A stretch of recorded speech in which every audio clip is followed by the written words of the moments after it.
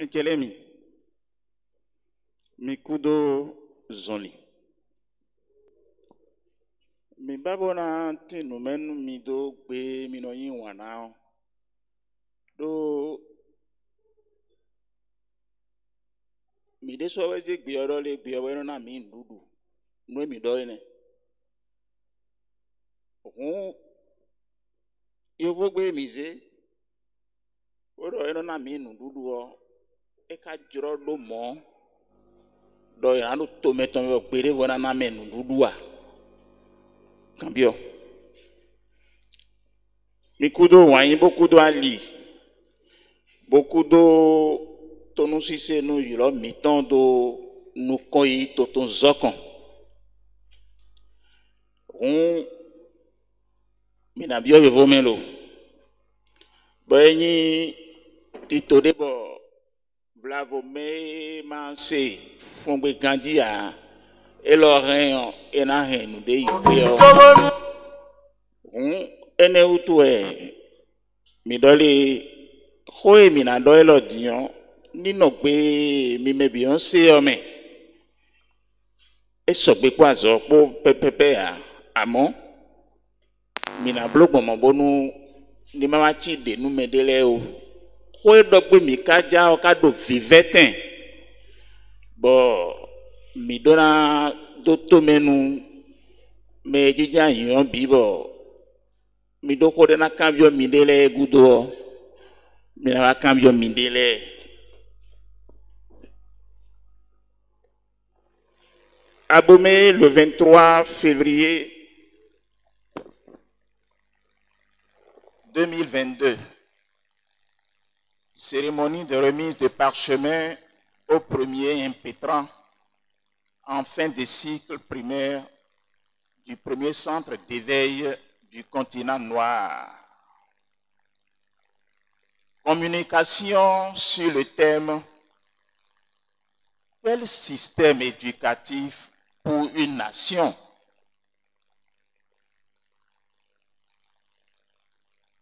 La souveraineté d'un peuple n'est pas un vain mot. C'est l'atteinte d'un niveau de développement. Qu'est-ce alors qu'une nation développée? Une nation développée est celle qui peut s'autogérer par ses propres moyens endogènes, fruit de ses propres efforts de recherche et de découverte, sans aucun appui extérieur. En termes clairs, c'est une nation capable de faire face à ces défis civilisationnels sans recherche d'un moindre maintien extérieur.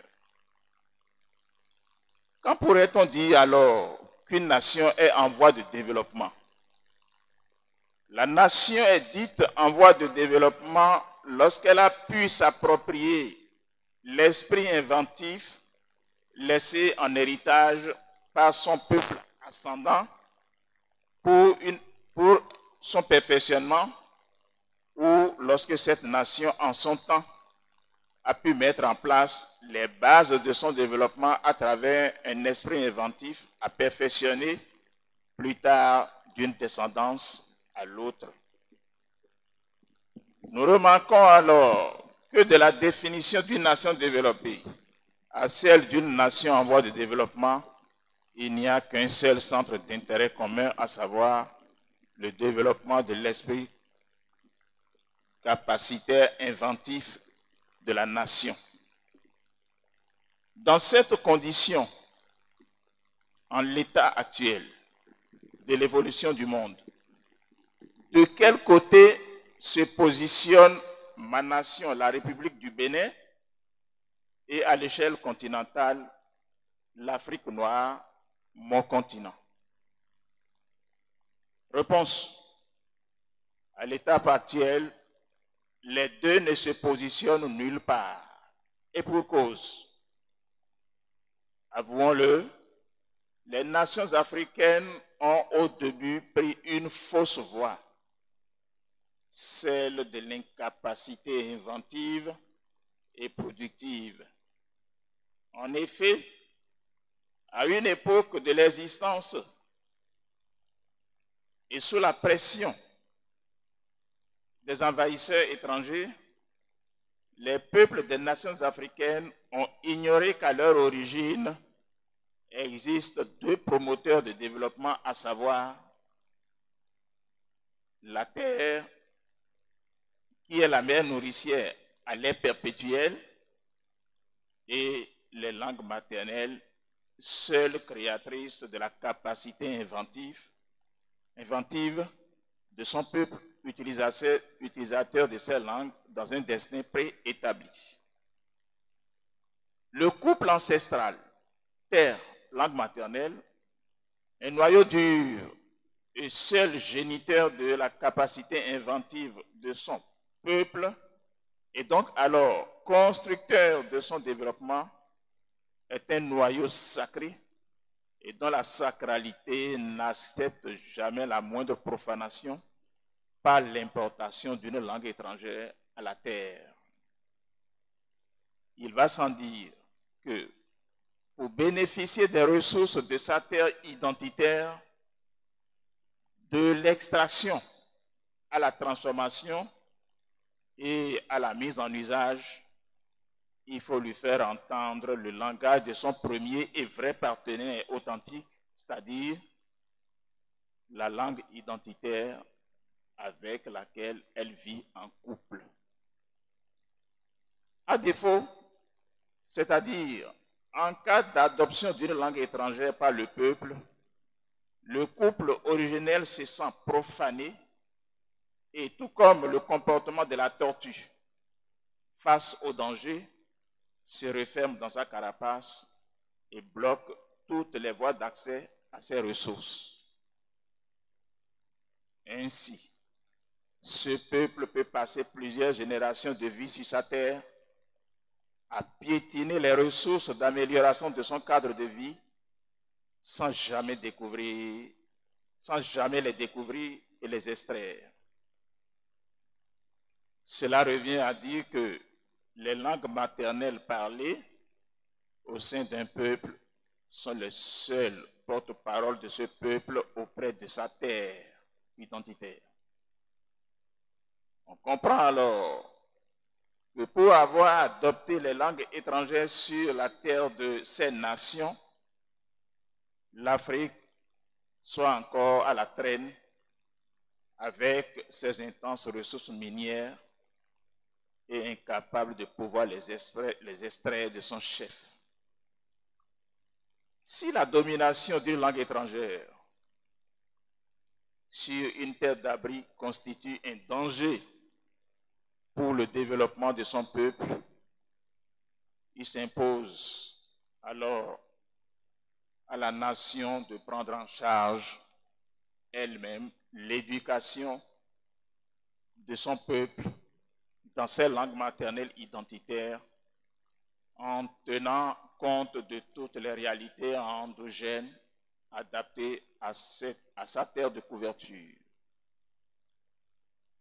Il est donc à signaler qu'une nation conséquente envers elle-même ne doit jamais confier l'éducation de son peuple à une race étrangère dont elle ignore les fondements sociaux et les réalités culturelles.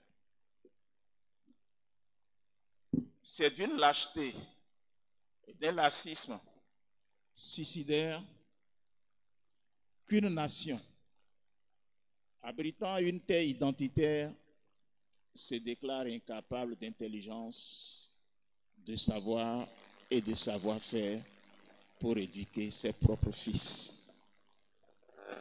C'est d'une ignorance coupable, injurieuse et ordurière qu'une nation identifiée par rapport à ses langues maternelles qualifie elle-même ces dernières de langues indigènes ou de patois, c'est-à-dire de langues dépourvues de toute compétence éducative. La démission du parrainage ou de la paternité éducative dont chaque nation d'Afrique noire a fait montre à une époque de son histoire sous la pression des envahisseurs étrangers l'a conduit à la perte des indicateurs identitaires et au détournement de son destin initial, celui établi et entretenu par le noyau du couple, terre et langue à son origine. En démissionnant de la responsabilité de l'éducation de ses fils pour les confier à l'étranger, une nation fait peser sur elle-même et sur chaque citoyen un autre esprit dominant à destin de développement identifié par une autre terre et dans une autre nation. La langue de l'étranger n'ayant aucun point commun avec les réalités existentielles de la terre où se déroule son usage.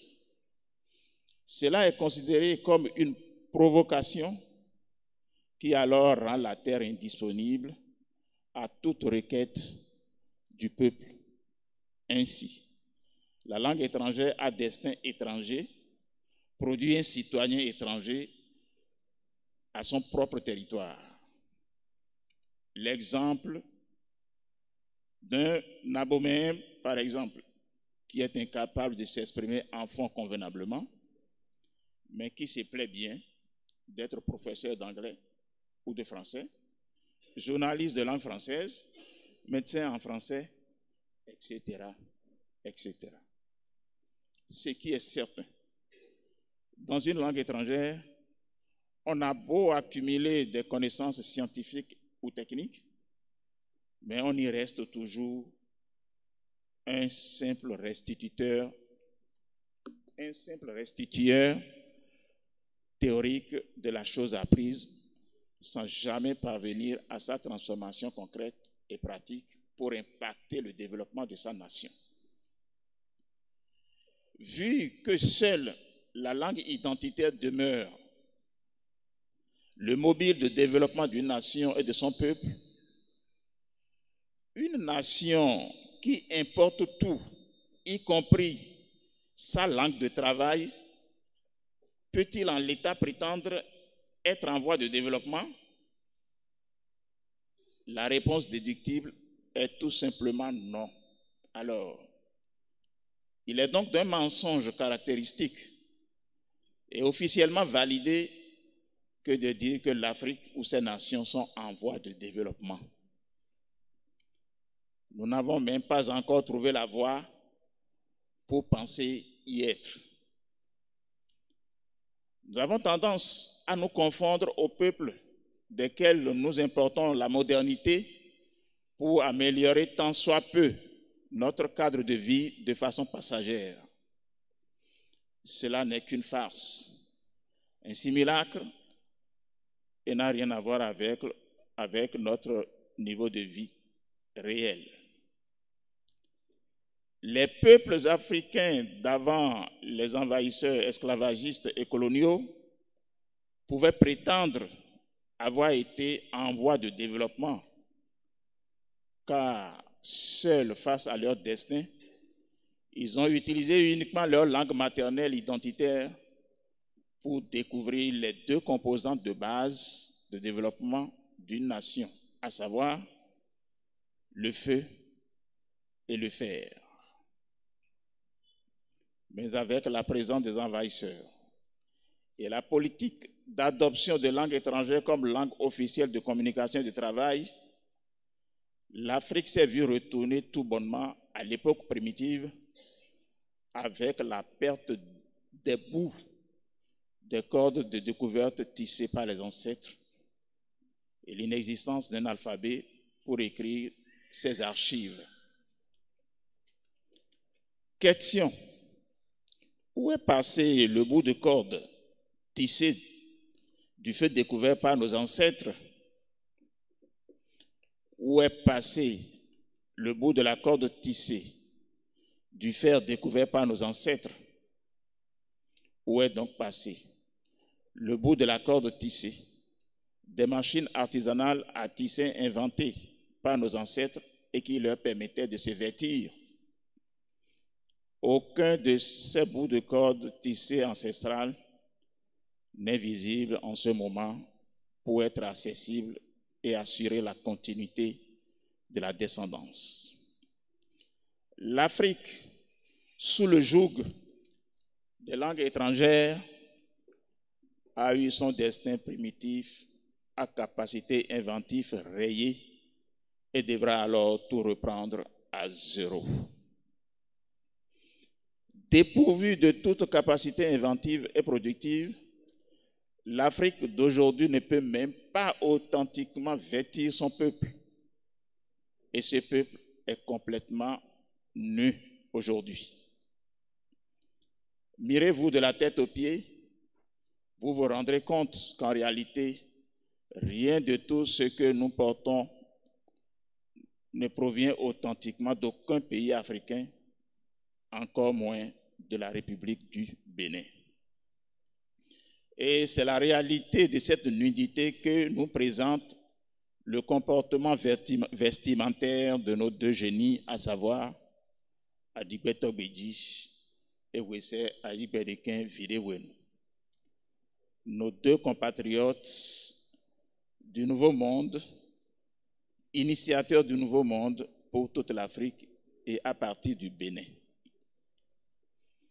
Mis en confinement depuis lors et privés de leur mission régalienne identitaire de constructeurs de leurs nations respectives,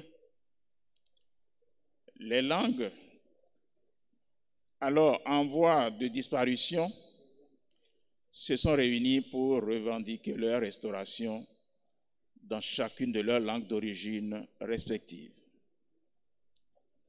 Tenez, si l'oralité est la forme la mieux partagée d'une langue, sa dissection et sa traduction écrite imposent d'abord de connaître son alphabet d'incarnation.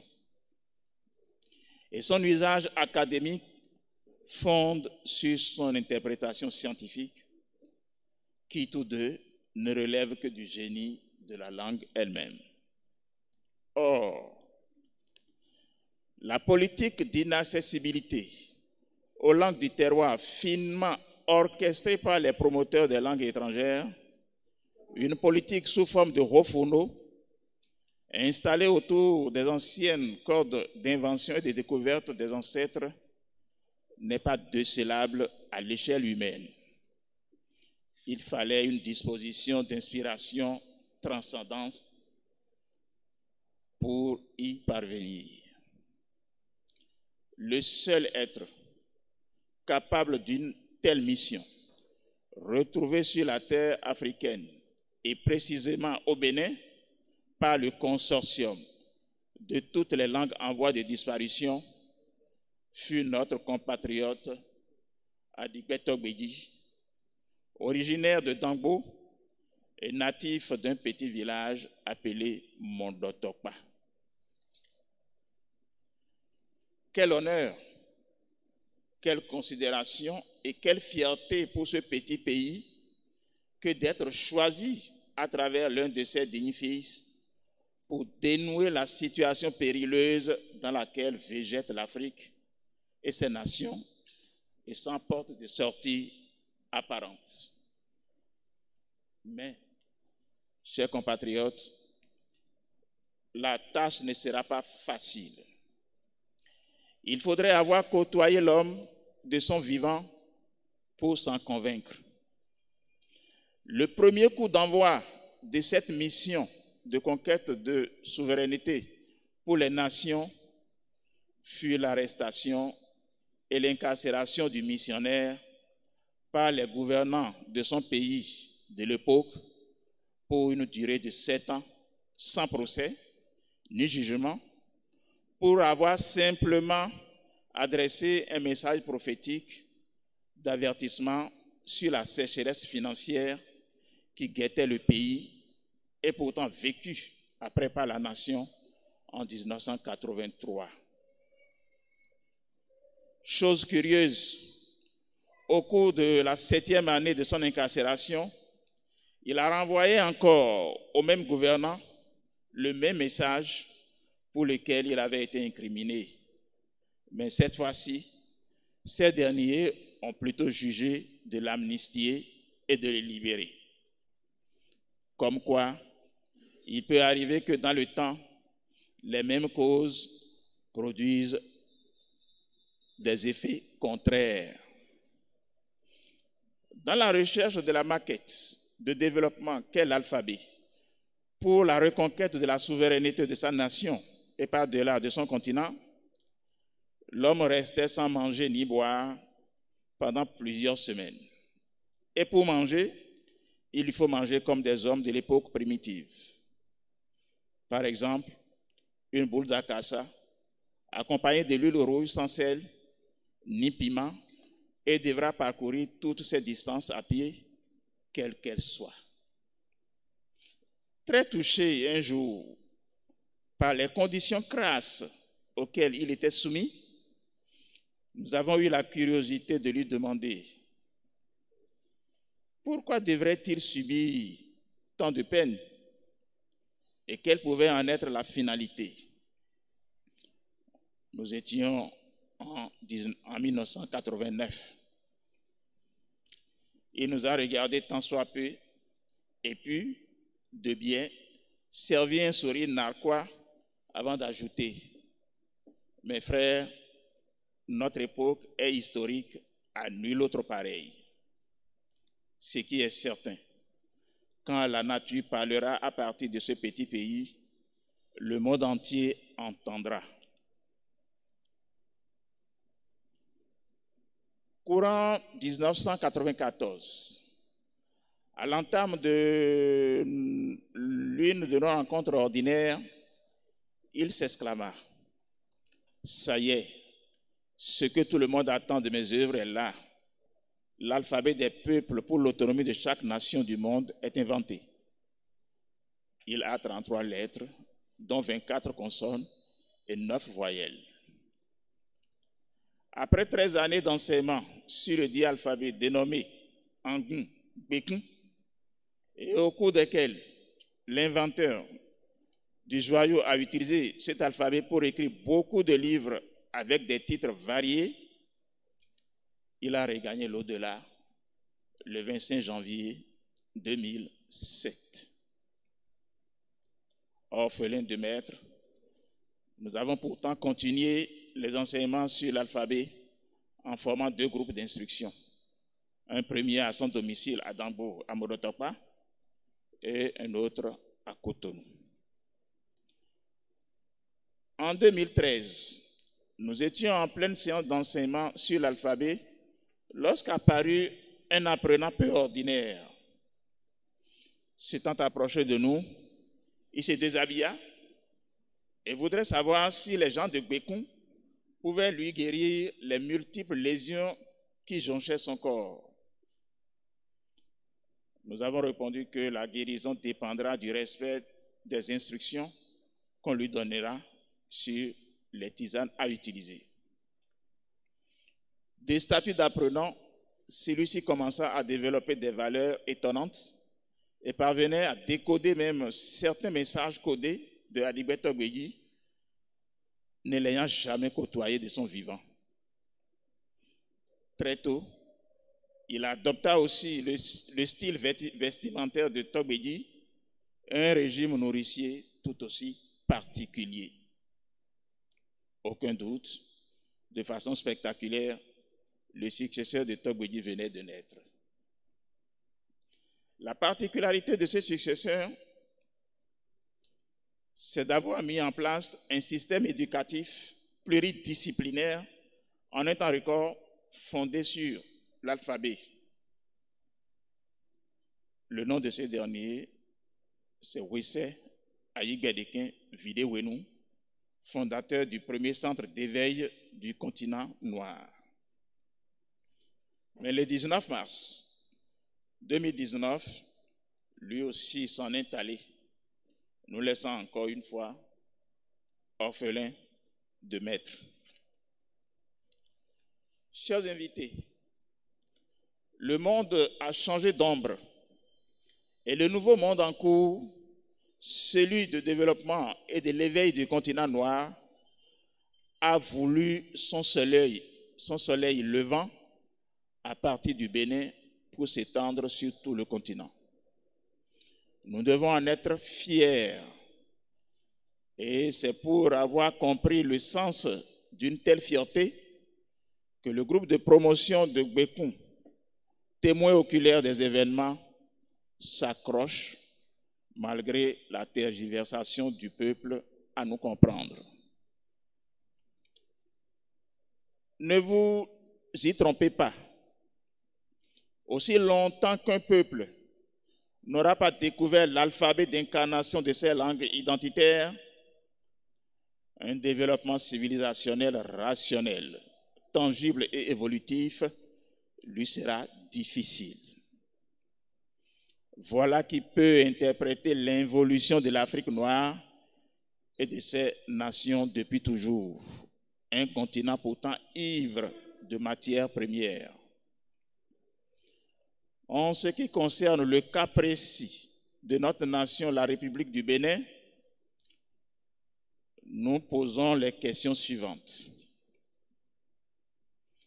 Sommes-nous certains d'être un jour en voie de développement lorsque nous constitutionnalisons une langue étrangère comme langue officielle de travail?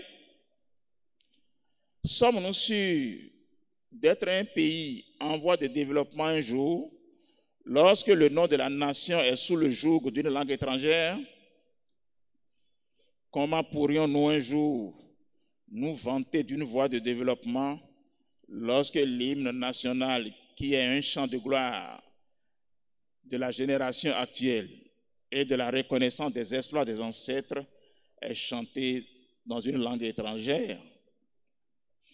En chantant notre fierté, nos exploits et ceux des ancêtres dans une langue étrangère, ni la nation ni ses ancêtres ne s'y retrouvent. Tout l'impact positif qui en découle va plutôt redorer le blason de la nation de cette langue et lui donne chaque fois qu'on évoque la chanson, de nouveaux moyens de sa domination sur nous, surtout que les couleurs de l'emblème national sont validées non pas par nos ancêtres, ni par nous, mais plutôt par le colonisateur dont nous utilisons la langue. Comment comprendre que tout un continent accepte en commun porter le nom d'une seule nation, à savoir, nous citons, Afrique francophone, c'est-à-dire une Afrique sans langue propre de travail.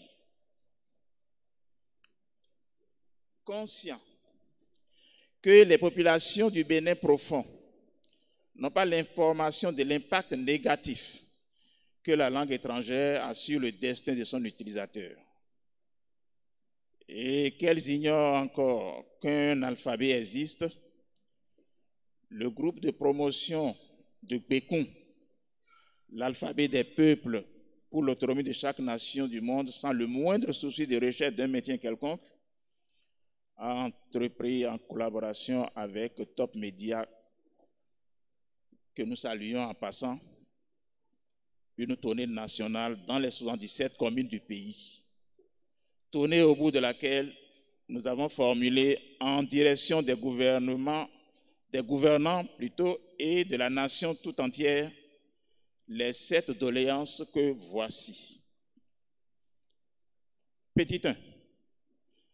La reconnaissance nationale et officielle de Gbekun, l'alphabet des peuples pour l'autonomie de chaque nation du monde, sans le moindre souci de recherche d'un maintien quelconque.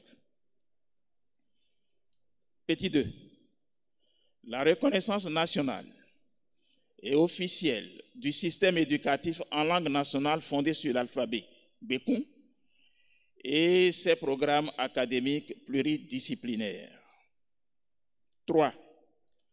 L'adoption de la langue nationale Togbé en usage dans le dit système éducatif comme langue de travail officielle et de communication au sein de la nation.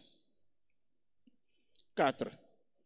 Le changement de nom de la nation dans une appellation plus identitaire et plus authentique, car s'agissant du nom d'une nation, c'en est un et il est sacré. 5. Le renforcement du centre de formation des formateurs relevant du système éducatif par le recrutement des citoyens volontaires à l'œuvre. 6. Le changement de l'hymne national actuel, trop calqué sur le renforcement des capacités coloniales. 7. Le changement de l'actuel emblème national et comprenez que les deux génies y ont travaillé et ont fait des propositions concrètes avant de s'envoler. Le parchemin attestant l'atteinte du niveau de certificat de cours primaire que nous délivrons aujourd'hui aux premiers impétrants du premier centre d'éveil du continent noir et au Bénin, par suite des épreuves techniquement valables, est un témoignage prophétique et pathétique que toutes les langues ont les mêmes missions de véhicule de savoir et de capacité inventive. En termes clairs, loin d'être des patois ou des langues vernaculaires qui ne devraient être servies que pour un système d'alphabétisation, nos langues sont tout aussi des langues d'instruction et d'éducation, au même titre que les langues étrangères auxquelles nous devrons chaque fois faire allégeance. Chers invités à l'œuvre de développement de ce matin, mes chers compatriotes, chères autorités chargées de l'éducation à divers niveaux, devrons-nous toujours continuer à feindre de travailler quand on sait désormais comment ce travail doit se faire? Devons-nous toujours continuer de jouer au simulacre hypocrite avec nos langues nationales en les utilisant comme des langues d'alphabétisation? En tout cas, sous le contrôle de nos deux génies, objet de notre rencontre de ce matin, nous allons évoquer une confidence que voici. Je cite: « Qu'on le veuille ou non, l'Occident finira par se départir un jour de l'Afrique et la laisser à son sort. Alors, pour ne plus tomber dans un vide linguistique, comme le cas au lendemain des indépendances africaines, où s'étant retrouvés sans langue de travail, les esclaves affranchis que sont les États africains nouvellement indépendants n'avaient un autre choix que celui de s'accrocher à la langue de leur maître colonisateur, pourtant décrié, pour pouvoir survivre. Il conseille alors à chaque nation africaine de commencer par ébaucher un programme d'éducation propre et en langue nationale. Nous vous remercions.